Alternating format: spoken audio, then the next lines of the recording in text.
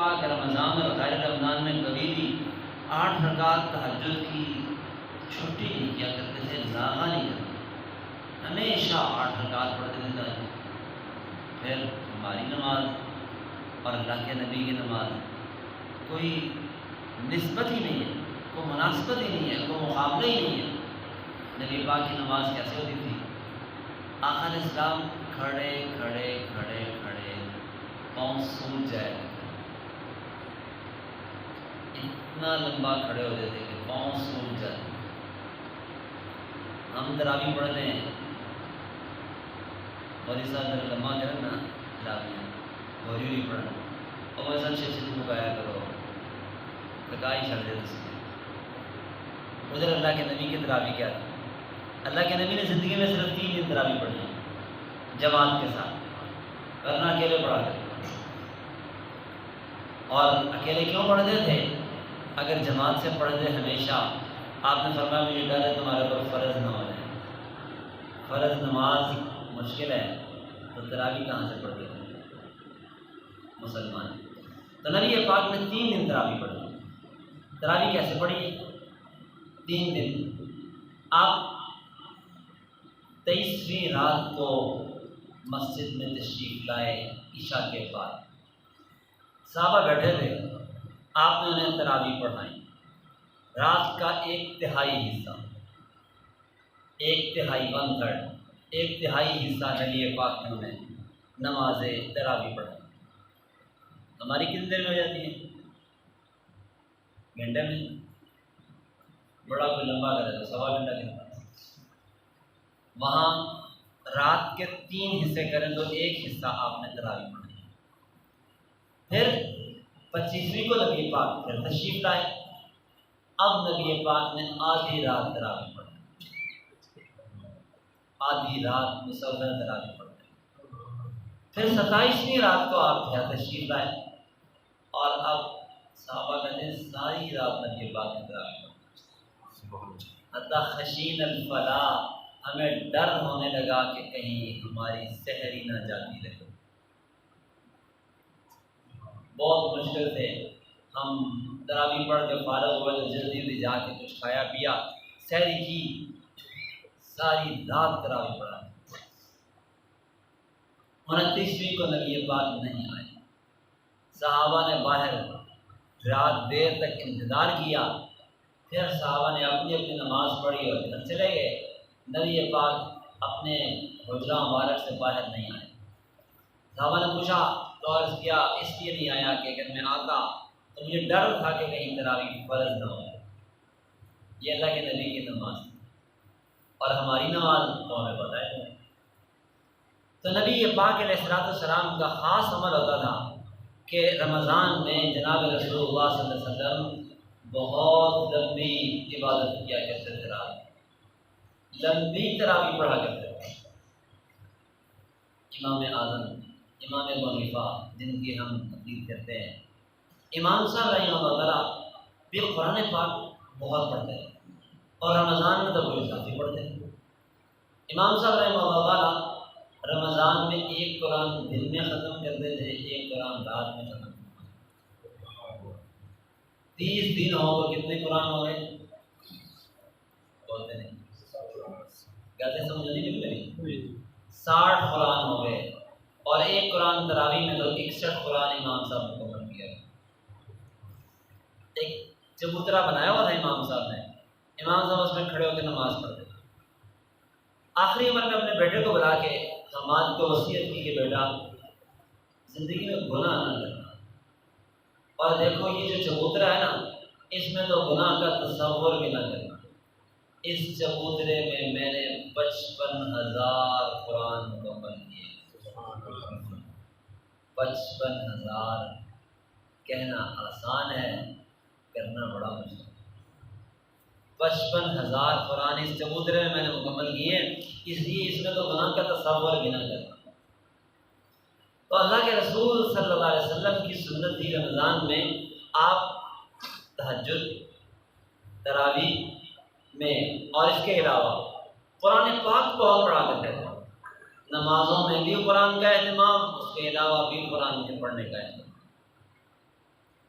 تیسرے نمبر پہ اماں فرماتی ہیں نبی پاک علیہ السلام رمضان میں صدقہ خیرات بہت کیا گیا. کتنا کرتے تھے؟ صحیح بخاری بالکل شروع میں حدیث عائشہ رضی اللہ عنہ کی امام بخاری نے نقل کی ہے. نبی پاک اتنا صدقہ کرتے تھے اجود من الريح المرسل. اما فرماتی ہیں تیز ہوا چلتی ہے نا ٹھنڈی ٹھنڈی صبح، اس سے بھی زیادہ تیز نبی پاک کی سخاوت ہے. آقا سے بڑا سخی کوئی نہیں ہو سکتا. دنیا حاتم طائی کو یاد کرتی ہے، حاتم طائی میں آقا کے قدموں کی خاک کے برابر نہیں. ایک بدو آیا دیہاتی، کچھ دیجیے، نہیں ہے کوئی کچھ میرے پاس. چنانچہ وہ چلا گیا، پھر آپ نے بلایا، اور بعض روایات میں کہ اس نے آپ کے گلے میں اپنی چادر ڈال کے گھمایا بھی اور آپ کو تکلیف بھی پہنچائی. لیکن بہرحال جب وہ دوسرے موقع پہ آیا، آپ علیہ السلام کے پاس 40 بکریاں آئی ہوئی گئیں. 40 بکریاں آپ ہمیں لے جا ساری. آپ سمجھتے ہیں ایک بکری کی کیا قیمت ہوتی ہے، اور 40 بکریاں کتنا قیمتی سرمایہ ہے. اس بیچارے کو تو ایک بکری بھی دے دیتے نا تو وہ شرانگیں مارتا ہو جاتا. اس کو 40 بکریاں دے دی. وہ اپنی قوم میں گیا اور کہا لوگوں جاؤ محمد کا کلمہ پڑھ لو، محمد تو بڑا ہی دیتا ہے، بہت ہی دیتا ہے. ایک موقع پہ جناب رسول اللہ صلی اللہ علیہ وسلم غزوہ حنین سے واپس تھے. کچھ دیہاتی لوگ آ گئے، آپ علیہ السلام کو کہا کہ دیں ہمیں، آپ کے پاس بڑا پیسہ آیا، وہاں سے آپ نے بہت مال غنیمت حاصل کیا، دیں ہمیں. اللہ کے رسول نے فرمایا بھائی میرا نہیں ہے، یہ مجاہدین کا ہے، میرا نہیں ہے. بہت زیادہ اصرار کیا، یہاں تک کہ نبی پاک کو پیچھے پڑھتے پڑھتے پیچھے کیا نبی پاک کو تو پیچھے جھاڑیاں تھیں، آپ ان میں الجھ گئے، آپ کی چادر مبارک پھنس گئی. آپ نے فرمایا کہ میرے پاس اگر ان جھاڑیوں کے برابر بھی جانور ہوتے ہیں نا میں سارے تمہیں دے دیتا. آپ سمجھتے ہیں جنگلوں میں جتنی جھاڑیاں ہوتی ہیں، میں ان جھاڑیوں کے شاخوں کے برابر یا جھاڑیوں کے برابر فرمایا اگر میرے پاس جانور ہوتے ہیں نا میں سارے تمہیں دے دیتا. اللہ کے رسول صلی اللہ علیہ وسلم اتنا خرچ کرتے تھے، اتنا دیتے تھے. تو کسی نے کہا نا اگر تشہد میں بھی لا نہ ہوتا نا لا، تو آقا کی زبان پہ کبھی لا آتا ہی. لا کا کیا مطلب؟ نہیں. یعنی مانگنے والے نے کہا دو تو آپ نے کہا اور نہیں، ہوا ہی نہیں زندگی. تو آج باتوں کی طرح نہیں ہے مرسل فرماتے ہیں رمضان میں تو نبی پاک کی سخاوت تیز ہوا سے بھی زیادہ ہوتی ہے، باد بہاری سے بھی زیادہ ہوتی ہے تیز نبی پاک کی سخاوت. ہوا چلتی ہے نا تو کیا روح میں چلتی ہے، مسلسل چلتی ہے، مسلسل چلتی ہے. تو نبی پاک کی سخاوت بھی ہوتی ہے. جناب رسول اللہ صلی اللہ علیہ وسلم کی یہ سخاوت رمضان میں بطور خاص ہوتی تھی. یہ 3 عمل اما عائشہ نے نبی پاک کے بتائے. اور سخاوت خرچ کرنا اللہ کے راہ میں، یہ آخرت کے اکاؤنٹ میں، آخرت کے بینک میں جمع کروانا ہے اپنا پیسہ، جس کی ہمیں وہاں جا کے زیادہ ضرورت ہے. عبد الملک ابن مروان بادشاہ تھا مسلمانوں کا. ایک دفعہ کہنے لگا مجھے کسی ایسے بندے کے پاس لے جاؤ جس نے صحابہ کی زیارت کی ہے. کہا جی فوت ہو گئے ہوئے ہیں. بتایا گیا جی ایک بزرگ ابھی زندہ ہیں، بزرگ بوڑھے ہیں، ابو حازم نام ہے ان کا، تابعی ہیں، ان کے پاس کہاں لے جاؤ مجھے. گیا، کہنے لگا کہ مجھے کوئی ایسی بات بتائیں کہ میرا دل نرم کرے. دل بڑا سخت ہے، دل موم نہیں ہوتا، آنکھیں نم نہیں ہوتی، آنکھوں میں آنسو نہیں آتے. تو بات بتائیں مزے کی اچھی. حضرت نے کئی باتیں بتائیں. سوال کیا کہ یہ بتائیں کیا وجہ ہے ہمارا دنیا چھوڑنے کو، اللہ کے پاس جانے کو، مرنے کو دل نہیں کرنا، کیا وجہ ہے؟ ابو حازم نے کہا بات یہ ہے ایک بندے کا گھر ہو شہر میں خوبصورت، اور اسے کہا جائے کہ جاؤ جنگل میں فلاں پلاٹ تمہیں دیا جا رہا ہے، وہاں جا کے رہو، تو کوئی شہر کا مکان یا گاؤں کا مکان، اپنا گھر اچھا خوبصورت بنا ہوا، وہ چھوڑ کے باہر کھیتوں میں جنگلوں میں چلا جائے گا کہ وہاں جا کے رہے؟ نہیں جاتا۔ اگرچہ وہ زمین اس کو الاٹ بھی کر دی جائے، جاتا کیوں نہیں؟ اس لیے نہیں جاتا کہ وہاں رہنے کی کوئی کا سامان نہیں ہے، گھر نہیں ہے، ضرورت کا سامان نہیں ہے۔ فرمایا اللہ تعالیٰ نے ہمیں دو جہان دیے ہیں، دو گھر دیے ہیں، ایک یہ اور ایک قیامت کے بعد جنت۔ اور جنت نبی پاک نے فرمایا تیہان چڑھیل اور سفیدہ پلاٹ ہے۔ ہم نے اس پلاٹ کو تیار نہیں کیا، بنایا نہیں ہے، وہ سفیدہ پلاٹ ہے، یہاں گھر بنے ہوئے ہیں، انہیں چھوڑ کے وہاں جانے کا کس کو دل کرے؟ اور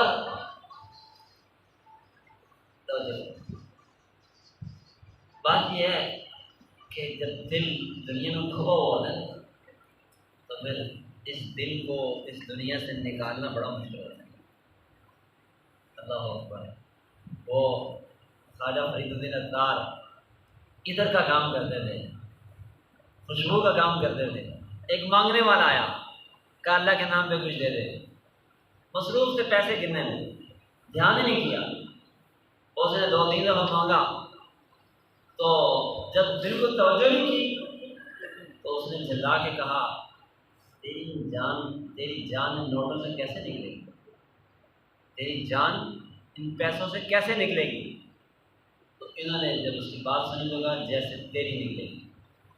انہوں نے کہا اچھا دیکھو پھر میری کیسے نکلتی ہے۔ چادر نیچے لیٹا زمین پہ، چادر لی اوپر، اور چند منٹ بعد جب اسے ہلایا اٹھایا تو دیکھا وہ پرواز کرتا۔ تو اس بات کا اثر فرید الدین پر اتنا ہوا، اسی وقت دکان چھوڑی اور اللہ والے ہو گئے۔ تو بات یہ ہے کہ پیسے سے جان سوکھی نہیں نکلتی، اس کے نکالنے کا طریقہ یہی ہے کہ دنیا میں اللہ کے راستے میں مال خرچ کرو۔ خرچ کریں گے، دل سے مال کی محبت نکلے گی تو خود بخود شوق پیدا ہوگا۔ جہاں ہم نے انویسٹمنٹ کی ہوگی، پیسہ جمع کروایا ہوگا وہاں جانے میں، اور وہ ہے آخرت۔ مال خرچ کرنے کا دنیا میں اللہ نے بڑا فائدہ رکھا ہے۔ آپ خود ہی کہتے ہیں 10 دنیا 70 آخرت، کہتے ہیں نا 10 دنیا 70 آخرت، اور رمضان میں تو 70 دنیا ہو جاتا ہے، 70 دنیا ہو جاتا ہے۔ سیدنا علی کرم اللہ وجہ گھر میں تھے، کھانے کا وقت تھا اور صرف ایک ہی روٹی تھی گھر میں، صرف ایک روٹی تھی۔ علی بھی ہیں، فاطمہ بھی ہیں، بچے بھی۔ اب یہاں بات ہے کہ کھانے والے کوئی 7 لوگ تھے گھر میں، 5 بچے تھے، علی اور فاطمہ تھے، اور روٹی صرف ایک ہی تھی۔ بس سوچ میں تھے کہ کھائے کون، کھائے کیسے کھائے۔ اتنے میں دروازے پہ دستک ہوئی، کوئی سوالی تھا۔ علی نے روٹی اٹھا کے اس سوالی کو دے دی۔ فاطمہ نے کہا چلو ہماری تو خیر تھی، ہم تو بھوکے رہ لیتے، چلو بچے تو کھا لیتے نا روٹی، آپ نہ دیتے اس کو۔ خاموش ہو کے جواب نہیں دیا۔ تھوڑی دیر بعد دروازے پہ دستک ہوئی، پوچھا کون؟ ایک غلام یا باندھی کسی کی کھڑی تھی، وہ ہاتھ میں روٹیاں لیے ہوئے۔ کہا گنو کتنی ہیں؟ گنی تو 9 تھی۔ کہا اس کو بولو لے جائے، ہماری نہیں ہے۔ چلی گئی۔ تھوڑی دیر بعد پھر آ گئی، گنو کتنی ہیں؟ کہا 10 ہے۔ وہ کہنے کی بات یہ ہے میرے مالک نے آپ کے لیے 10 ہی بھیجی تھی، مجھے بھوک لگی ہوئی تھی، ایک میں نے اپنے پاس چھپا لی۔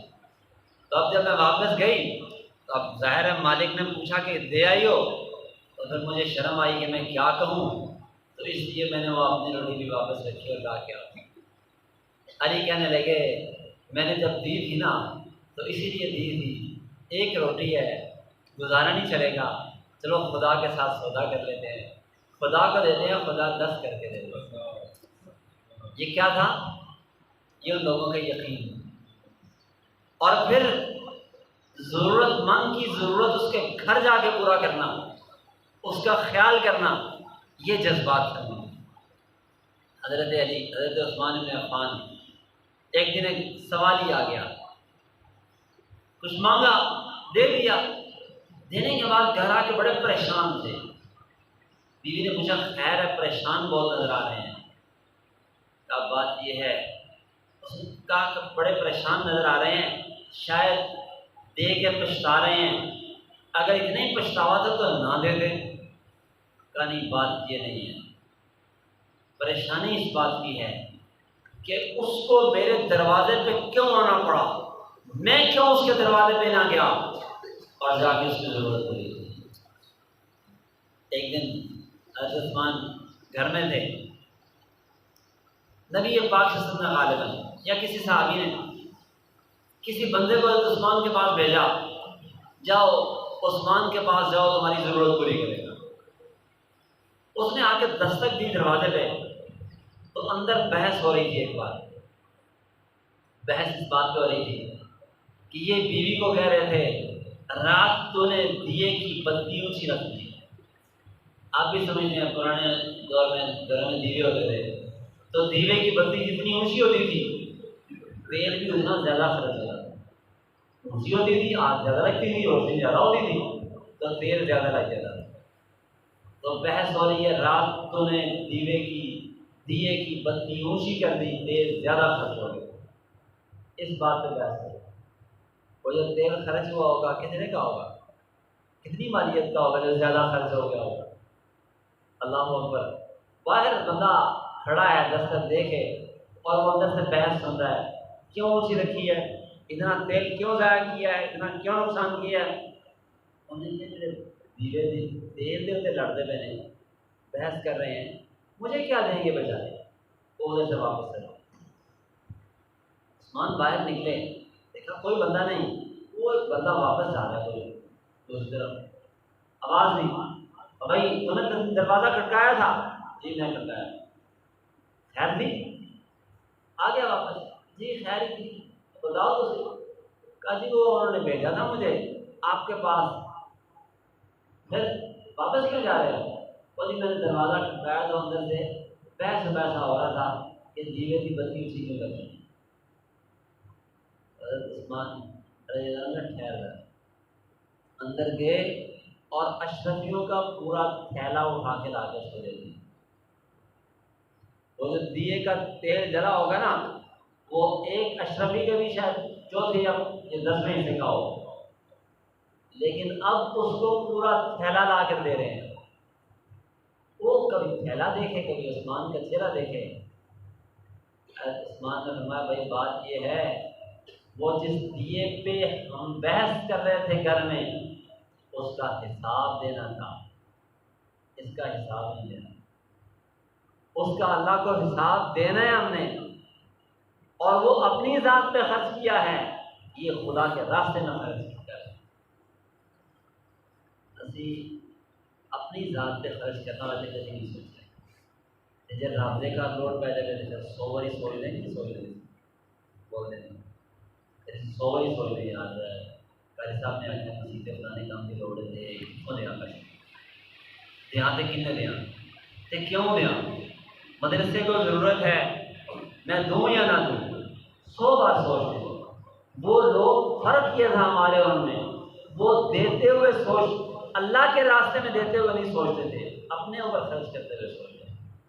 اللہ مجھے آپ کو نبی پاک علیہ السلام کے نقش قدم میں چلنے کی توفیق عطا فرمائے، اور رمضان میں ہم روزہ رکھے رہیں، قرآن پاک بھی پڑھیں، تہجد کا بھی اہتمام، نوافل کا اہتمام کر لیں، اور اس کے ساتھ ساتھ ہم رمضان مبارک میں اللہ کے راستے میں زیادہ سے زیادہ مال خرچ کرنے کی کوشش کریں۔ انشاءاللہ جتنا خرچ کریں گے اتنا ہی زیادہ فائدے پائیں گے۔ اللہ مجھے آپ کو پوری مسلمانوں کی توفیق عطا فرمائے۔ رمضان ہے، ابھی آپ لوگوں نے خوشی خوشی انتظار کیا ہے، تو یہ مسائل جو ہیں یہ سیکھنے چاہیے، دین کے مسائل سیکھنے چاہیے۔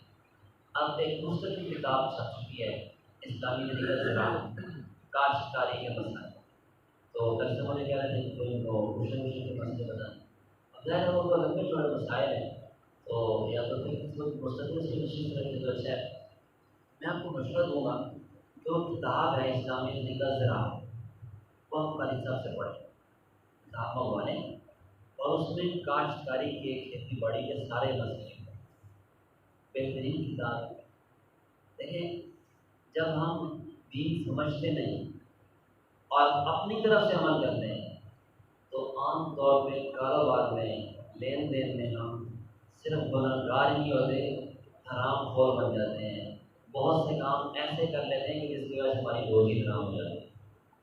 اس لیے دین سیکھنا ہمارے ذمہ فرض ہے. تو اسلامی طریقہ زراعت وہ بہترین حساب ہے کاشتکاری کے مسائل کے وہ آپ سے. اور ایک آپ زراعت کو میں اطلاع بھی ہوں پیسے تو آتے جاتے رہتے ہیں کہ بس کرنی ہے ہمارا ادارت النمان کے نام وہاں منشی کرواتے ہیں. ہم نے ایک نیا سلسلہ شروع کیا وہ یہ کہ جو بچے حافظ بن جاتے ہیں اور پرائمری پڑھی ہوتی ہے انہوں نے ان کو ہم ایک سال میں عربی پڑھاتے ہیں دوسرے سال میں انگلش پڑھاتے ہیں پھر انہیں اسکول بھی پڑھاتے ہیں ساتھ اور انہیں عالم بھی بناتے ہیں.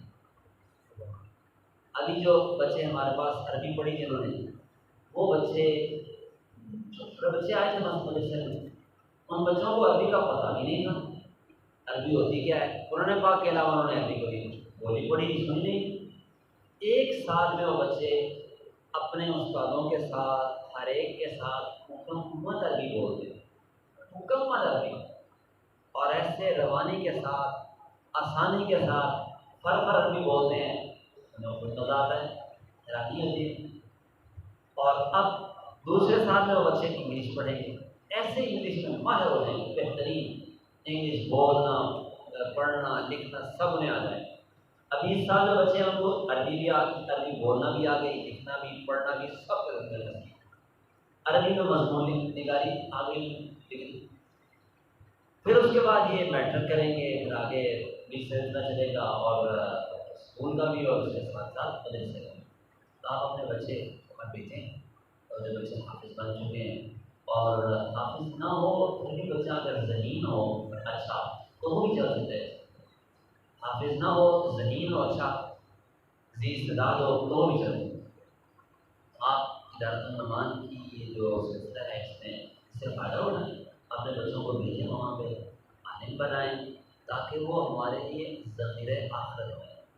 تو ہم دنیا کی تعلیم بھی ساتھ پڑھاتے ہیں اصلی تعلیم بھی اور دینی تعلیم بھی ساتھ.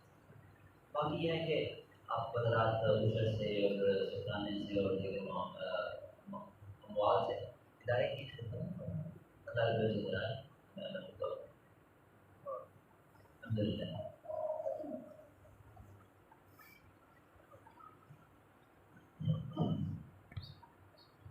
ربنا ظلمنا انفسنا وان لم تغفر لنا وترحمنا لنكونن من الخاسرين. رب تقبل توبتي واغسل توبتي واتي دعوتي وسدد لساني ويسر صدري. ربنا آتنا في الدنيا حسنة وفي الآخرة حسنة وقنا عذاب النار. اے اللہ ہمارے رمضان کے روزے تراویح تلاوت قرآن صدقہ و خیرات ذکر و استغفار اللہ سب نیکیوں کو اپنی بارگاہ میں قبول و منظور فرما. اے اللہ اس رمضان کو ہماری بخشش کا ذریعہ بنا. اے اللہ زیادہ سے زیادہ نیکیاں کرنے کی ہمیں توفیق نصیب فرما. اے اللہ اپنے خاص کرم سے ہم سب تمام جائز حاجات پوری فرما تمام مشکلیں آسان فرما. اے اللہ نیکیوں میں آگے سے آگے بڑھنے کی توفیق نصیب فرما.